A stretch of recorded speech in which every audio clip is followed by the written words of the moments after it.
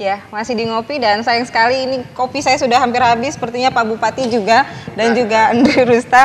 Ini perbincangan kita masih sangat panjang Pak, dan sepertinya renyah sekali kita untuk berbincang dan ngobrol politik, tapi waktu yang membatasi kita. Ini segmen terakhir Pak Bupati. Ini ada beberapa hal yang belum kita ingin menggali lagi. Kantong suara Bapak atau level di mana seorang Ali Mukni Bapak bisa memetakan diri. Tadi memang kabarnya memang Bapak idolanya ibu-ibu. Bapak sepakat Pak? Di satu sisi kalau positifnya itu sepakat. Sepakat. Baik. Jadi memang kita sebetulnya tidak juga. Kita tidak akan membeda-bedakan. Kepada ibu, ini bapak, bagi saya kan yang jelas tugas kita selaku yang diberi amanah sebagai pemimpin Padang Pariaman, bagaimana mengayomi dan memberikan pelayanan terbaik kepada masyarakat kita. Baik, ini kita mengarah kepada evaluasi sedikit dan juga harapan nantinya. Sedikit evaluasi, kita melihat Bapak kemarin giat terhadap masalah coklat. Iya. Dan coklat merupakan berhasil. Tapi kita melihat ini kelapa kurang permajaan Pak. Padahal sumber daya alam Padang Pariaman itu di kelapa. Kenapa Pak?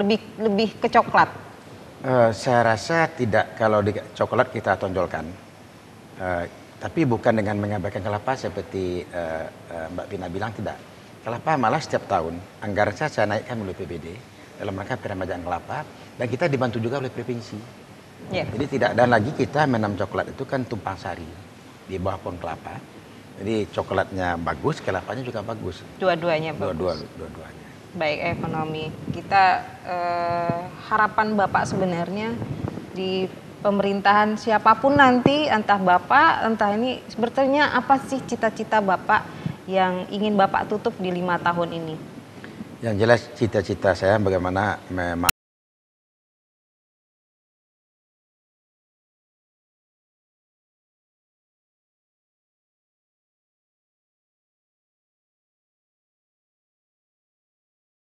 bagus, kesehatannya bagus, ekonominya bagus. Lebih sekarang alhamdulillah data BPS Sumatera Barat, untuk Sumatera Barat 19 kabupaten kota, Pariaman terbaik sekarang 7,12% pertumbuhan ekonomi kita.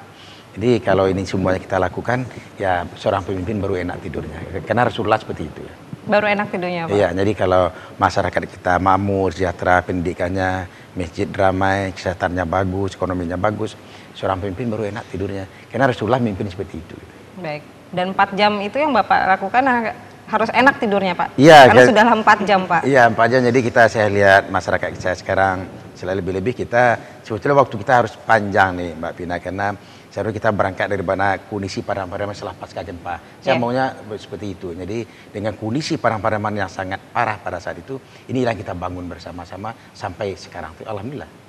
Baik, ini karena bencana saat itu dan 5 tahun kita rehab rekon yang berada di Padang Pariaman. Iya. Dan Bung Andri ini melihat dari dan juga saran dan juga pengamat politik melihat seperti apa suksesi pilkada nanti di Padang Pariaman dan partisipasi masyarakat setelah survei ini, kita masyarakat supaya tidak golput, pantauannya saat ini sampai saat ini seperti apa? Iya, terima kasih Mbak Vina.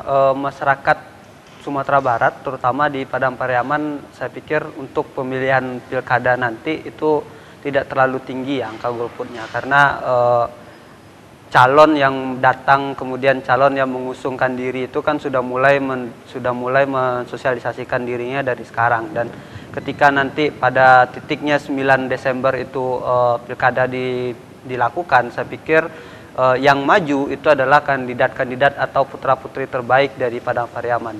Nah, artinya pada saat ketika putra-putri terbaik pada Padang Pariaman, maka angka golput mestinya tereduksi, terkurangi dengan sendirinya. Tetapi kemudian yang harus diperhatikan juga oleh para kandidat adalah bagaimana kemudian menciptakan pendidikan politik dan tidak melakukan black campaign, tidak melakukan negatif campaign. Itu yang harus poin pentingnya. Artinya boleh kita menonjolkan diri kita sendiri, tetapi kemudian jangan sampai kandidat-kandidat lain itu tidak kandidat lain malah di black campaign kan, itu sangat tidak baik. Nah, artinya pendidikan politiknya yang mungkin akan lebih banyak kita minta dari calon-calon yang akan maju. Baik, ini sepertinya kalau bilang bahwa masyarakat Padang Pariaman sudah melek politik seluruhnya, atau karena memang sudah banyak dampak langsung, kontak langsung dengan pemuka kepala daerah di sana? Ya, Padang Pariaman ini dari dulu memang sudah menjadi kantong suara ya. Pak Irwan Preno dengan Pak Muslim Kasim itu menang telaknya, bahasa kasarnya itu karena Padang Pariaman. Kemudian di beberapa ketika pemilihan legislatif pun beberapa kandidat itu rebutan suaranya di DPR RI, dapil 2-nya juga dari Padang Pariaman. Ade Reski, kemudian John Kennedy Aziz, itu Ibu Endarmi juga di DPRD provinsi, itu kan karena suara-suara dari Padang Pariaman semua. Daerahnya, kantongnya ya, pun kantongnya sepertinya sangat 17 kecamatan ini sangat besar sekali peluang kantong-kantong daerahnya.